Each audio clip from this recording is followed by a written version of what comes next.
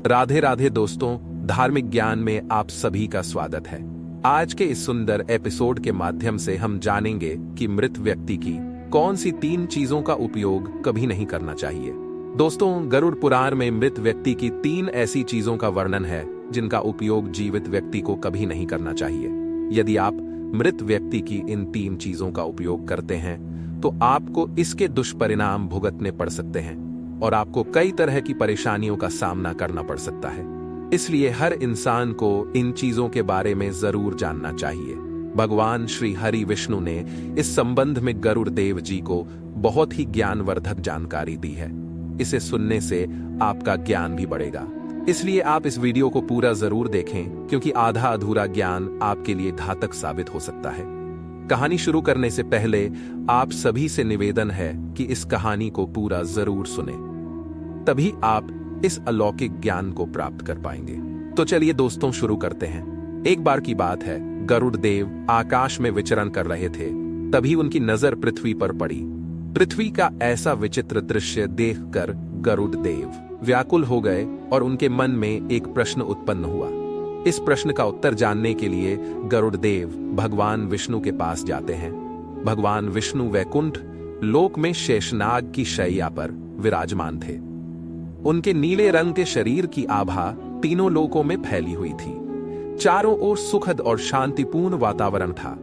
मित्रों, उसी समय गरुड़ देव भगवान अपने प्रिय वाहन गरुड़ को देखकर भगवान विष्णु मृदु मुस्कान के साथ उनका स्वागत करते हैं और कहते हैं, हे पक्षीराज, आपका वैकुंठ लोक में स्वागत है।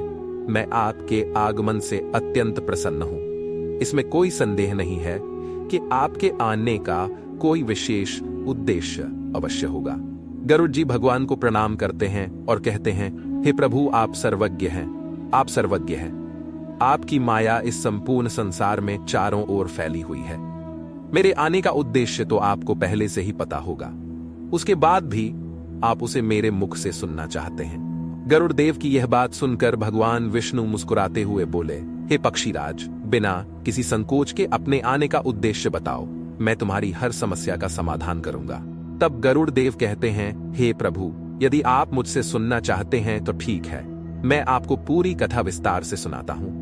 हे प्रभु, आज जब मैं आकाश में विचरण कर रहा था तो मैंने धरती पर देखा कि एक व्यक्ति की मृत्यु हो गई है और उसकी मृत्यु के बाद उसके परिवार के लोग उसकी चीजों का उपयोग कर रहे थे और इसके बुरे परिणाम भुगत रहे थे। हे प्रभु, मेरा प्रश्न यह है कि जब कोई व्यक्ति मरता है तो वह अपने साथ कौन सी चीजें ले जाता है और मृत्यु के बाद उस व्यक्ति से संबंधित कौन सी चीजों का उपयोग दूसरे लोगों को नहीं करना चाहिए? यदि वह ऐसा करता है तो उसे क्या परिणाम भुगतने पड़ते हैं? गरुड़ देव का प्रश्न सुनकर भगवान विष्णु बोले, हे पक्षीराज, आज तुमने बहुत ही महत्वपूर्ण प्रश्न पूछा है। इस संसार में जो भी जन्म लेता है उसकी मृत्यु अवश्य होती है।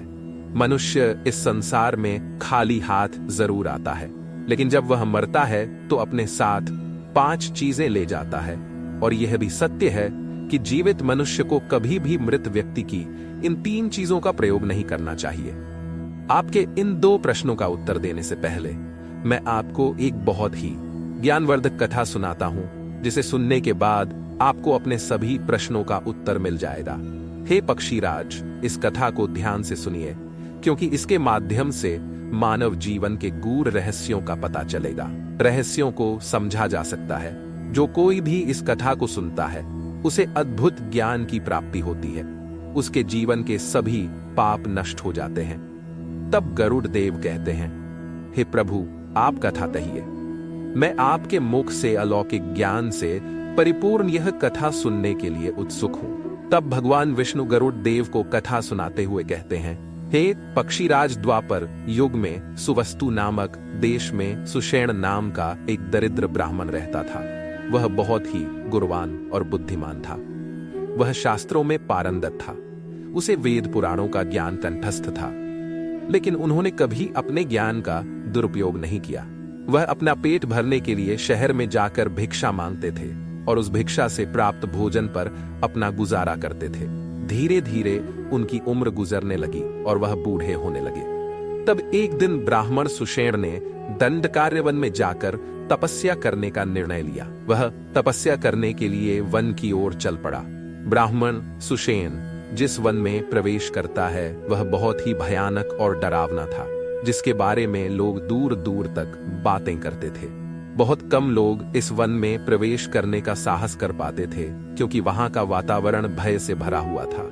दंडकारण्य वन में ऊंचे ऊंचे वृक्ष थे, जिनकी शाखाएं इतनी घनी थीं कि सूर्य की किरणें धरती तक नहीं पहुंच पाती थीं।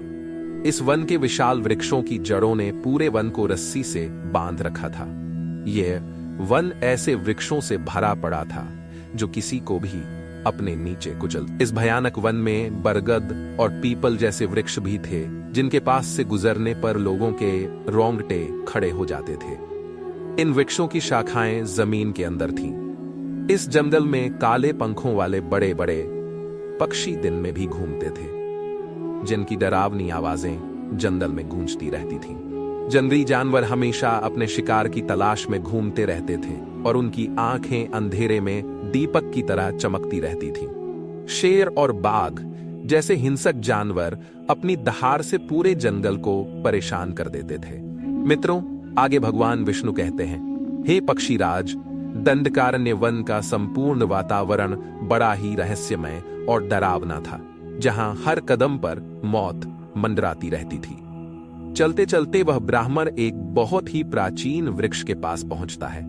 वहां पहुंचकर ब्राह्मण सुषेण देखता है कि पेड़ के नीचे 5 राक्षस अपने भोजन की प्रतीक्षा कर रहे थे। वे सभी राक्षस उस रास्ते से गुजरने वाले जानवरों और मनुष्यों को मारकर खा जाते थे। अगर गलती से कोई उस रास्ते से निकल जाता था तो वे उसे पकड़कर खा जाते थे। राक्षस होने के कारण उनमें धर्म और दया का अंश भी नहीं था। वे अत्यंत पापी और दुष्ट थे। वे किसी पर भी दया नहीं करते थे। उन राक्षसों को देखकर पहले तो वह ब्राह्मण कुछ क्षण के लिए रुका, फिर वह भगवान को याद करते हुए आगे बढ़ने लगा। मित्रों, उस ब्राह्मण को अपनी ओर आता देख राक्षस आपस में कहने लगते हैं, अरे वाह, देखो, आज हमारे लिए मनुष्य के रूप में ताजा भोजन आ रहा है। बहुत दिन हो गए हैं जब हमने किसी मनुष्य का मांस नहीं खाया है। आज सबसे पहले मैं इस ब्राह्मण को खाऊंगा। इसका मांस बहुत स्वादिष्ट होगा। ये ब्राह्मण सात्विक भोजन ही करेगा, इसलिए इसके शरीर में किसी प्रकार की बीमारी नहीं होगी। इसे मारकर खाना बहुत आनंददायक होगा। तभी दूसरा राक्षस कहता है, मैं इस ब्राह्मण को ही खाऊंगा। आज बहुत दिनों के बाद मुझे शिकार मिला है। इस प्रकार वे राक्षस उस ब्राह्मण को खाने के लिए आगे आते हैं, लेकिन जब वह ब्राह्मण उन राक्षसों को अपनी ओर आते देखता है तो उसे बिल्कुल भी डर नहीं लगता, क्योंकि वह ब्राह्मण भगवान शिव का बहुत बड़ा भक्त था और वह हर समय भगवान शिव का नाम जपता रहता था, इसलिए उसे किसी का भी डर नहीं था। उन राक्षसों को अपनी ओर आते देख वह अपने मार्ग से बिल्कुल भी विचलित नहीं हुआ। जैसे ही वे राक्षस उसके निकट आए, उसने उन्हें प्रणाम किया और कहा, हे राक्षसों, मैं आपको प्रणाम करता हूं, मेरे प्रणाम स्वीकार करें। मित्रों, ब्राह्मण सुषेण का ऐसा विचित्र व्यवहार देखकर वे सभी राक्षस आश्चर्यचकित हो गए। शिव भक्त ब्राह्मण के समीप आते ही अंदर का राक्षसी भाव नष्ट हो गया और वे आश्चर्य से ब्राह्मण सुषेण को देखकर कहने लगे, हे ब्राह्मण, आप कौन हैं और इस दंडकारण्य वन में अकेले क्यों घूम रहे हैं? क्या आपको इस भयानक वन में आकर डर नहीं लगा? क्या आपको हम राक्षसों को देखकर थोड़ा भी डर नहीं लगा? कि बड़े बड़े शक्तिशाली और वीर योद्धा भी हम राक्षसों को देखकर कांपने लगते हैं और हमसे अपनी जान बचाने के लिए भागने लगते हैं, लेकिन मुझे आपके मन में किसी भी प्रकार का भय नहीं दिखाई देता। आपके समीप आते ही हमारी भूख भी मिट गई है, वह समाप्त हो गई है और हमारे अंदर का राक्षसी भाव भी मिट गया है। हम आपको अपना भोजन समझकर खुश थे और आपको खाने ही वाले थे। तब ब्राह्मण सुषेण कहते हैं, हे दैत्यों, मैं तुम सबसे बिल्कुल भी नहीं डरता, क्योंकि मैं जानता हूं कि मेरे आराध्य देव सदैव मेरे साथ है। मृत्यु और जन्म उनकी गोद में खेलते हैं। उनकी इच्छा के बिना तो काल भी किसी का प्राण नहीं ले सकता। यदि मेरी मृत्यु भी तुम दैत्यों के हाथों ही होनी है तो मुझे यह भी स्वीकार है। भगवान ने मेरे भाग्य में जो लिखा है वह मुझे स्वीकार्य है। यदि मुझे खाने से तुम्हारी भूख मिटती है और तुम्हारी इच्छा पूरी होती है तो तुम खुशी खुशी मुझे अपना आहार बना सकते हो। मैं इसे अपना सौभाग्य मानूंगा। इस संसार में प्रत्येक प्राणी को सुख प्रदान करना और उन्हें संतुष्ट करना प्रत्येक मनुष्य का कर्तव्य है। दैत्यों को भी भगवान ने ही बनाया है, तो मैं तुम्हारी आलोचना कैसे कर सकता हूं? ब्राह्मण के ऐसे वचन सुनकर वे सभी राक्षस आश्चर्यचकित हो जाते हैं और उस ब्राह्मण से कहने लगते हैं, हे ब्राह्मण देव, आपके वचन बहुत सुंदर हैं, जिन्हें सुनकर मेरा हृदय तृप्त हो गया है। हम आपको नहीं खाएंगे। कृपया हमें बताएं कि आप कौन हैं और इस वन में क्यों आए हैं। तब वह ब्राह्मण सुषेण कहता है, हे राक्षस, मेरा नाम सुषेण है और मैं भगवान की आराधना करने के लिए इस वन में उपयुक्त स्थान खोज रहा था, लेकिन आपको देखकर ऐसा लगता है कि आप बहुत कष्ट में हैं। मुझे बताएं कि आपको राक्षस क्यों बनना पड़ा। यदि मैं आपकी किसी भी तरह से सहायता कर सकता हूं तो आप मुझे अवश्य बताएं। मैं अपनी क्षमता के अनुसार आपकी हर तरह से सहायता करूंगा। ब्राह्मण के वचन सुनकर सभी राक्षस आश्चर्यचकित हो जाते हैं और कहने लगते हैं, हे श्रेष्ठ ब्राह्मण, आप निश्चित रूप से एक पुण्यात्मा हैं। आपके मुख से ऐसे वचन सुनकर हम धन्य हो गए हैं। हम सभी आपको नमन करते हैं। हम सभी अपने पाप कर्मों के कारण राक्षस बने हैं। हमने अपने माता पिता और लोगों का अपमान किया था। हम बिना किसी कारण के लोगों की हत्या करते थे। उसके बाद जब हम मर गए और यम के दूत हमें यमलोक ले गए और यमराज के सामने खड़ा कर दिया, तब यमराज की आज्ञा के अनुसार चित्रगुप्त ने हमारे जीवन के कर्मों का लेखा जोखा यमराज को सुनाया।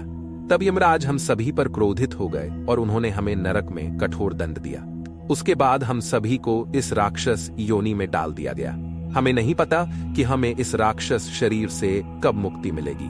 हमने मनुष्य बनकर भी बहुत पाप किए थे और राक्षस बनने के बाद भी हमने अनगिनत पाप किए हैं। हमने कई निर्दोष मनुष्यों और जीवों को मारकर खाया है, इसलिए हमें लगता है कि हमें इस योनि से कभी मुक्ति नहीं मिलेगी। उनकी बातें सुनकर ब्राह्मण सुषेण ने बड़े धैर्य से कहा, हे राक्षस, मैं तुम्हारे मन की पीड़ा को समझता हूं। कृपया मुझे बताएं कि मैं आपको कैसे मुक्त कर सकता हूं। मैं एक ब्राह्मण हूं। मैंने लोगों को पापों से मुक्त करने के लिए कई तप, यज्ञ और धार्मिक अनुष्ठान किए हैं। अगर आपकी मुक्ति के लिए कोई व्रत हो तो मुझे बताएं। मैं उसे अवश्य पूरा करने का प्रयास करूंगा। ब्राह्मण सुषेण की बात सुनकर वे राक्षस समझ जाते हैं कि यह ब्राह्मण उनका ही पुत्र है। वे राक्षस उस ब्राह्मण के दादा और परदादा हैं जो पाप करने के कारण राक्षस बन गए हैं। मित्रों, कथा को आगे सुनाते हुए भगवान विष्णु कहते हैं, हे पक्षीराज, इस प्रकार उन राक्षसों को पता चल जाता है कि वह ब्राह्मण उनका ही वंशज है। तब वे सभी राक्षस एक एक करके अपने पाप कर्मों के बारे में एक दूसरे को बताते हैं। आपको बता दें कि सबसे पहले हैती नाम का राक्षस सामने आया। उसका शरीर विशाल था, आंखें बड़ी थीं और सिर पर लंबे बाल थे। उसका शरीर खून से लथपथ था और आंखों में पाप की ज्वाला जल रही थी। उसने भयानक वाणी और दुख भरे स्वर में ब्राह्मण सुषेण से कहा, हे ब्राह्मण देव, मेरा यह नाम इसलिए पड़ा क्योंकि मैं हमेशा दूसरों का जूठा और बचा हुआ खाता था। मैं पूर्व जन्म में देवधर था और आपका पूर्वज था। एक समय मैं बहुत विद्वान और पूजनीय ब्राह्मण था। नगर में लोग मेरा आदर करते थे। मैं लोगों के घर जाकर यज्ञ और अनुष्ठान करता था, लेकिन धीरे धीरे मेरा लोभ बढ़ता गया। मुझे लोगों का बचा हुआ खाना खाने की आदत पड़ गई। मुझे दूसरों का बचा हुआ खाना अच्छा लगने लगा। मैं अच्छी तरह जानता था कि ऐसा करना पाप है, फिर भी मैंने बचा हुआ खाना आपस में बदलना शुरू कर दिया। एक दिन जब मैंने पवित्र यज्ञ करने के बाद बचा हुआ खाना खाया तो उस खाने को खाने के बाद मेरे शरीर में जहर बन गया और मेरी उसी क्षण मृत्यु हो गई और मैं राक्षस योनि में आ गया। इस योनि में भी मैं बचा हुआ खाना खाता हूं और यह मेरा श्राप है। तभी दूसरा राक्षस सामने आया जिसका नाम निर्जन था। वह बहुत कुरूप था। उसके शरीर पर एक भी कपड़ा नहीं था। उसका पूरा शरीर बालों से ढका हुआ था। उसने ब्राह्मण सुषेण की ओर देखा और कहा, हे ब्राह्मण देवता, मेरा नाम निरद है। मेरा यह नाम इसलिए पड़ा क्योंकि मैं हमेशा नंगा होकर स्नान करता था। पिछले जन्म में मेरा नाम चित्रसेन था। मैं नगर में सबसे सुंदर और स्वस्थ था, जिसके कारण मुझे अपने रूप और शरीर पर अभिमान हो गया था।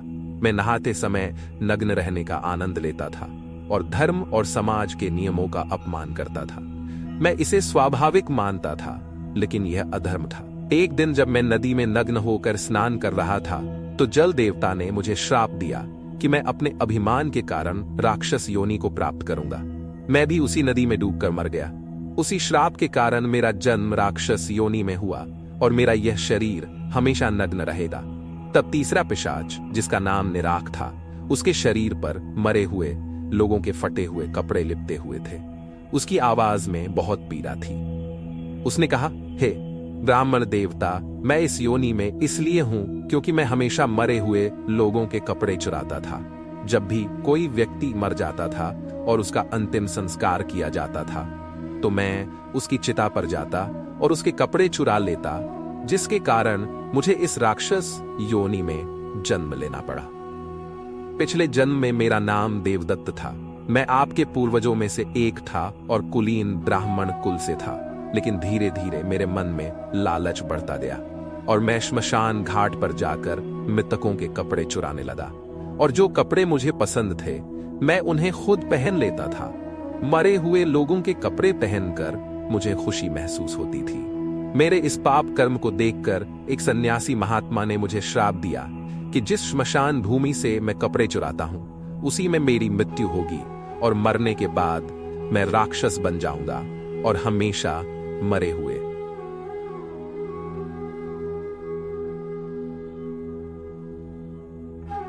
हे ब्राह्मण देवता, मुझे मरे हुए लोगों के कपड़े पहनने का श्राप मिला है। चौथा पिशाच, जिसका नाम सुमाली था, बहुत गंदा और घिनौना था। उसके शरीर से बहुत दुर्गंध आती थी। उसके शरीर की दुर्गंध के कारण ब्राह्मण का सांस लेना मुश्किल हो गया। सुमाली ने कहा कि मेरा नाम सुमाली इसलिए है क्योंकि मैं हमेशा अशुद्ध और गंदी चीजों में लिप्त रहता था। मैं अपने पिछले जन्म में आपका पूर्वज था। मेरे जीवन में पवित्रता के लिए कोई स्थान नहीं था।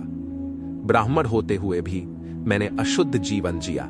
मैंने कभी अपने शरीर और मन की पवित्रता का ध्यान नहीं रखा। मैंने गंदे कपड़े पहने और अशुद्ध स्थानों पर रहा। मैं स्नान नहीं करता था और ये सब जानते हुए भी मैं धर्म के नियमों का पालन नहीं करता था। मैं बिना स्नान किए ही यज्ञ और अनुष्ठान करता था। मैं दूसरे विद्वानों से संबंध स्थापित करता था। जब भी कोई मेरे सामने पवित्रता और स्वच्छता की बात करता था, तो मैं उसका उपहास करता था। मेरे इस पाप के कारण देवताओं ने मुझे श्राप दिया कि मैं सदैव अपवित्रता में लिप्त रहूंगा और राक्षस योनि में भटकता रहूंगा। अब मैं इस पिशाच योनि में हूं, जहां मैं हमेशा गंदगी और अपवित्रता से घिरा रहता हूं। अंत में पांचवां पिशाच, अंधक ब्राह्मण, सुषेण के सामने आया और प्रणाम करते हुए बोला, हे ब्राह्मण देवता, मेरा नाम अंधक है। मित्रों, उसका चेहरा खून से लथपथ था और उसके हाथों में मांस था। उसने भयानक गर्जना के साथ कहा, हे ब्राह्मण देवता, पिछले जन्म में मैंने बहुत पाप किए थे। मैं पशु पक्षियों को मारता था। मैं लोगों को मारकर खाता था। ब्राह्मण होते हुए भी मैंने हिंसा और क्रूरता का जीवन अपनाया। मुझे मांस खाने और मारने में आनंद आता था। मैंने अनेक निर्दोष प्राणियों का रक्त बहाया तथा उनका मांस खाया। मैंने अपने कुल और समाज की मर्यादाओं का उल्लंघन किया। मैंने कभी धर्म का पालन नहीं किया। एक बार मैंने गाय का शिकार किया और उसे मार डाला। मेरे इस जघन्य पाप के कारण सरभंग मुनि ने मुझे श्राप दिया कि मैं राक्षस योनि में जन्म लूंगा। महर्षि सरभंग के श्राप के कारण ही मेरा जन्म राक्षस योनि में हुआ। मित्रों, आगे भगवान विष्णु कहते हैं, हे पक्षीराज गरुड़, वे राक्षस सदैव ऊंचे वस्त्र धारण करते थे। वे गंदे वस्त्र पहनकर ही भोजन, पूजा पाठ आदि करते थे। वे दूसरों का भोजन छीन कर खाते थे। धन के लालच में वे मरे हुए लोगों के वस्त्र बेच देते थे। इसी कारण वे इस दुर्भाग्य में पड़ गए हैं।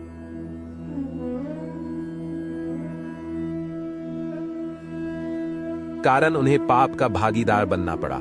इन सब पापों के कारण ही उन्हें राक्षस योनि में जन्म लेना पड़ा। मित्रों, तब वे राक्षस ब्राह्मण सुषेण से कहते हैं, हे श्रेष्ठ ब्राह्मण, आप हमारे ही वंश से हैं। हम आपके पूर्वज हैं। भगवान की कृपा है कि वह आपको हमारे पास ले आए। आपने मुझे भेजा है। अब हमें विश्वास है कि आप हमें इस पाप से मुक्त करेंगे। तब उन सभी राक्षसों ने हाथ जोड़कर कहा, हे ब्राह्मण देवता, आप जाकर हमारे उद्धार का मार्ग प्रशस्त करें। अपने पूर्वजों की ऐसी दशा देखकर वह ब्राह्मण बहुत दुखी होता है और सोचने लगता है कि प्रत्येक मनुष्य का पहला कर्तव्य अपने पूर्वजों के उद्धार के लिए कार्य करना है। वह ब्राह्मण उन राक्षसों को वचन देता है और कहता है, हे मेरे पूर्वजों, मैं आपके उद्धार का मार्ग अवश्य ढूंढूंगा और आपको इस योनि से मुक्ति दिलाऊंगा। इतना कहकर वह ब्राह्मण दंडकारण्य वन में न जाकर सीधा महर्षि गौतम के पास जाता है। गौतम मुनि अपनी कुटिया में बैठकर भगवान की आराधना कर रहे थे। ब्राह्मण सुषेण गौतम मुनि के पास पहुंचता है और उन्हें प्रणाम करता है। सुषेण की आवाज सुनकर महर्षि गौतम अपनी आंखें खोलते हैं और देखते हैं कि उनके सामने एक बूढ़ा ब्राह्मण हाथ जोड़कर खड़ा है। महर्षि गौतम उसे प्रणाम करते हैं और कहते हैं, हे ब्राह्मण, बताइए मैं आपकी क्या सहायता कर सकता हूं। तब ब्राह्मण सुषेण बड़ी विनम्रता से मधुर वाणी में महर्षि गौतम को अपनी पूरी आप बीती सुनाता है और अपने मोक्ष का उपाय पूछता है।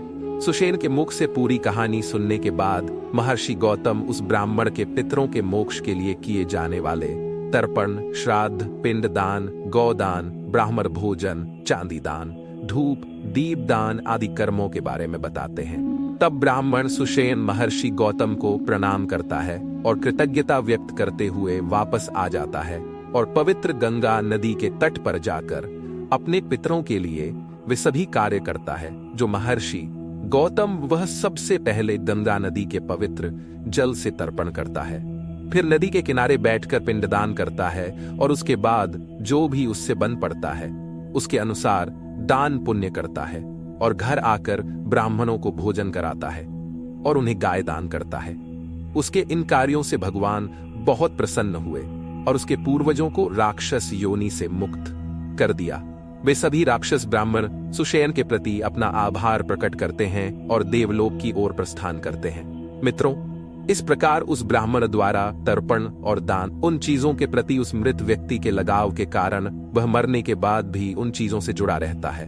और अगर कोई व्यक्ति इन चीजों का इस्तेमाल करता है तो उसे कई तरह की परेशानियों का सामना करना पड़ता है। वह मृत आत्मा अपनी चीजों को वापस पाने के लिए उसे कई तरह से परेशान करने लगती है। इसलिए किसी भी व्यक्ति को कभी भी मृत व्यक्ति की चीजों का इस्तेमाल नहीं करना चाहिए। अगर कोई व्यक्ति चाहे तो उन चीजों को अपने घर में सुरक्षित रख सकता है या फिर उन चीजों को नदी के पानी में प्रवाहित कर सकता है, लेकिन उस मृत व्यक्ति की चीजों का इस्तेमाल भूल कर भी नहीं करना चाहिए। सबसे पहली चीज है मृत व्यक्ति के कपड़े। मृत व्यक्ति के कपड़ों का कभी भी इस्तेमाल नहीं करना चाहिए। उन्हें भूल कर भी नहीं पहनना चाहिए। ऐसा करने से मृत व्यक्ति की आत्मा उनका इस्तेमाल करने वाले व्यक्ति से जुड़ जाती है।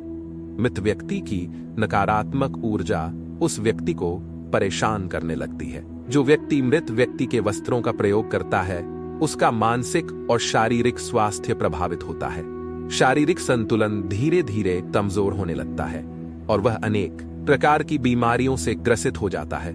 उसे अपने मृत परिजन की ऊर्जा का एहसास होने लगता है। इसलिए मृत व्यक्ति के वस्त्र कभी नहीं पहनने चाहिए। उन वस्त्रों को जला देना चाहिए या नदी में प्रवाहित कर देना चाहिए। दूसरी चीज है मृत व्यक्ति के आभूषण। मृत व्यक्ति के आभूषण कभी नहीं पहनने चाहिए, क्योंकि मृत व्यक्ति को अपने वस्त्रों से अधिक आभूषणों से लगाव होता है। वहीं जब मृत व्यक्ति के आभूषणों को कोई और पहनता है तो उसकी आत्मा असहज महसूस करने लगती है और इस नश्वर संसार में उस व्यक्ति को परेशान करने लगती है। उस मृत व्यक्ति की आत्मा मोक्ष के मार्ग पर जाने के बजाय नश्वर संसार में अपने परिजनों को परेशान करने लगती है। इसलिए मृत व्यक्ति के आभूषणों से अन्य आभूषण बनवाने चाहिए या फिर मंदिर में दान कर देना चाहिए। तीसरी चीज है मृत व्यक्ति की घड़ी। दोस्तों, मृत व्यक्ति की घड़ी को भूलकर भी प्रयोग नहीं करना चाहिए। यह आत्मा को आकर्षित करती है। ऐसी स्थिति में मृत व्यक्ति की आत्मा इसका प्रयोग करने वाले व्यक्ति के सपनों में बार बार आती है और उसे परेशान करती है। मृत व्यक्ति की घड़ी का प्रयोग करने से पितृ दोष लगता है। मृत्यु के बाद उस व्यक्ति की घड़ी को कभी भी जीवित व्यक्ति को नहीं पहनना चाहिए। ऐसा नहीं करना चाहिए। अपनी घड़ी को पवित्र नदी के जल में विसर्जित कर देना चाहिए। पवित्र नदी उस मृत व्यक्ति के सभी पुण्यों को अपने साथ ले जाती है और उसे स्वर्ग ले जाती है। दोस्तों, आगे भगवान विष्णु कहते हैं, हे गरुड़, मृत्यु के बाद मनुष्य अपने साथ केवल अपने पाप और पुण्य ही ले जाता है। वह अपनी सभी भौतिक वस्तुओं को यहीं छोड़ जाता है, इसलिए उसे उन वस्तुओं के प्रति कभी भी अत्यधिक आसक्ति नहीं रखनी चाहिए। मनुष्य को सदैव अच्छे कर्म करने चाहिए। हे पक्षीराज, आज मैं तुम्हें एक अलौकिक ज्ञान देने जा रहा हूं। आज मैं तुम्हें बताऊंगा कि मृत्यु के बाद आत्मा के साथ कुछ ऐसी चीजें होती हैं जो अगले जन्म में भी उसके साथ जाती हैं। ये चीजें आत्मा के कर्मों और इच्छाओं से संबंधित हैं। अब मैं तुम्हें उन 5 चीजों के बारे में विस्तार से बताऊंगा। उन्हें ध्यान से सुनो। भगवान विष्णु कहते हैं कि इच्छा ही पहली चीज है जो मृत्यु के बाद भी आत्मा के साथ रहती है। मनुष्य की इच्छाएं उसे नया शरीर लेने के लिए प्रेरित करती हैं। इच्छा एक ऐसी शक्ति है जो आत्मा को लगातार नए शरीर की तलाश में रखती है। जब कोई व्यक्ति मरता है तो उसकी इच्छाएं उसके साथ चली जाती हैं और ये इच्छाएं उसके नए जन्म में फिर से काम करती है। इच्छा को एक प्रकार की सकारात्मक ऊर्जा माना जाता है जो आत्मा को सांसारिक जीवन से दूर रखती है। यह हमें जीवन के चक्र में बांधती है। यदि मनुष्य अपनी सभी इच्छाओं को त्याग दे तो वह मोक्ष प्राप्त कर सकता है। इसीलिए मनुष्य को अपनी सभी आसक्तियों को त्याग देना चाहिए और मृत्यु के समय मनुष्य को केवल ब्रह्म का ध्यान करना चाहिए। जो लोग मृत्यु के समय अपनी इच्छाओं को अपने साथ ले जाते हैं उन्हें दोबारा जन्म लेना पड़ता है, क्योंकि उनकी इच्छाएं उन्हें अगले जन्म के लिए प्रेरित करती हैं और उन्हें फिर से नए शरीर में लौटना पड़ता है। आगे भगवान विष्णु कहते हैं कि वासना कामना की साथी है। यह ऐसी चीज है जिसका कोई अंत नहीं है। मृत्यु के अंतिम क्षण में भी लोग वासना से मुक्त नहीं हो पाते हैं। सांसारिक सुख की इच्छा ही वासना है। मृत्यु के समय भी मनुष्य अपनी पत्नी, बच्चों, परिवार के सदस्यों के बारे में सोचता रहता है। वह उनके साथ बिताए समय के बारे में सोचता रहता है। वह उनसे मिले सुख दुख के बारे में सोचता रहता है। वह अपने अधूरे सपनों को लेकर परेशान रहता है और इन्हीं अधूरे सपनों को देखते हुए उसकी मृत्यु हो जाती है। ये वासना इतनी शक्तिशाली होती है कि मृत्यु के बाद भी यह आत्मा के साथ रहती है। इसका जीता जागता उदाहरण विष्णु पुराण में राजा भरत की कथा में मिलता है। राजा भरत को एक हिरण का बच्चा बहुत प्रिय था और इस बच्चे के प्रति उसकी वासना इतनी प्रबल थी कि मृत्यु के समय भी वह उसी मृग के बारे में सोचता रहा। परिणाम स्वरूप अगले जन्म में उसे मृग की योनि प्राप्त हुई। इससे सिद्ध होता है कि वासना अपनी प्रबल शक्ति से आत्मा को अपने बंधन में बांध लेती है। वासना से मुक्ति मन की शांति और ज्ञान से ही प्राप्त की जा सकती है। भगवान विष्णु आगे कहते हैं कि कर्म मनुष्य की सबसे महत्वपूर्ण धरोहर है जो मृत्यु के बाद भी उसके साथ जाती है। गीता उपदेश में श्री कृष्ण ने स्पष्ट कहा है कि मनुष्य बिना कर्म किए एक क्षण भी जीवित नहीं रह सकता। जब मनुष्य का अंत समय आता है तो आत्मा शरीर द्वारा किए गए कर्मों की स्मृति एकत्रित करती है, क्योंकि मनुष्य जीवन में जो भी कर्म करता है, अच्छे या बुरे, वे कर्म उसके अगले जन्म में फल देते हैं।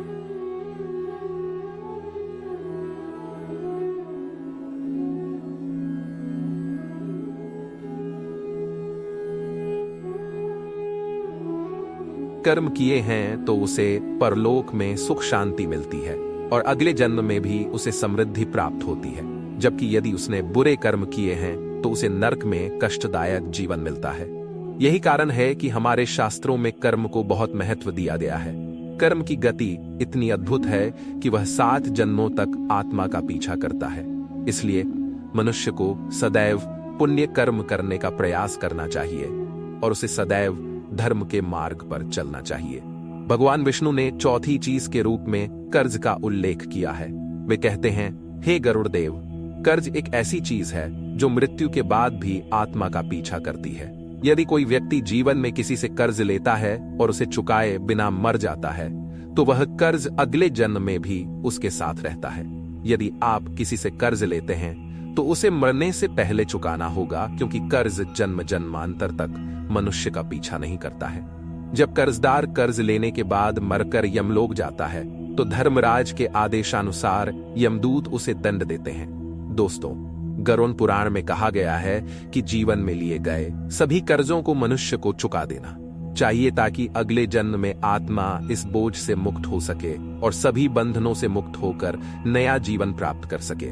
भगवान विष्णु आखिरी बात गरुड़ देव से कहते हैं कि हे पक्षीराज, मनुष्य को सदैव भगवान की पूजा और दान पुण्य करना चाहिए, क्योंकि यही वो मार्ग है जो मनुष्य को भगवान से जोड़ता है और पापों से मुक्ति दिलाता है। जो व्यक्ति सच्चे मन से कर्ज नहीं लेता, जो भी व्यक्ति इस भाव से भगवान की पूजा करता है, उसकी आत्मा मृत्यु के बाद मोक्ष प्राप्त करती है। भक्ति को जीवन का सबसे पवित्र साधन माना जाता है, इसलिए मनुष्य को सदैव भगवान की भक्ति और दान पुण्य करना चाहिए। मित्रों, इस प्रकार भगवान विष्णु ने गरुड़ जी को बताया कि मृत्यु के बाद इच्छा, वासना, कर्म, ऋण, पुण्य और भक्ति आत्मा के साथ चले जाते हैं और ये आत्मा को जीवन चक्र में बांधे रखते हैं। मित्रों, गरुड़ देव को यह ज्ञान देकर भगवान विष्णु इस ज्ञान भरे प्रसंग का समापन करते हैं। हम आशा करते हैं कि इस कथा के माध्यम से आपने जो भी ज्ञान प्राप्त किया है उसे आप अपने जीवन में उतारेंगे और सदैव धर्म और सत्य के मार्ग पर चलेंगे। यदि आपको यह ज्ञानवर्धक कथा पसंद आई हो तो सच्ची श्रद्धा से जय श्री हरि विष्णु, जय माता लक्ष्मी जरूर लिखें। प्यारे दोस्तों, वीडियो देखने के लिए आप सभी का बहुत बहुत धन्यवाद।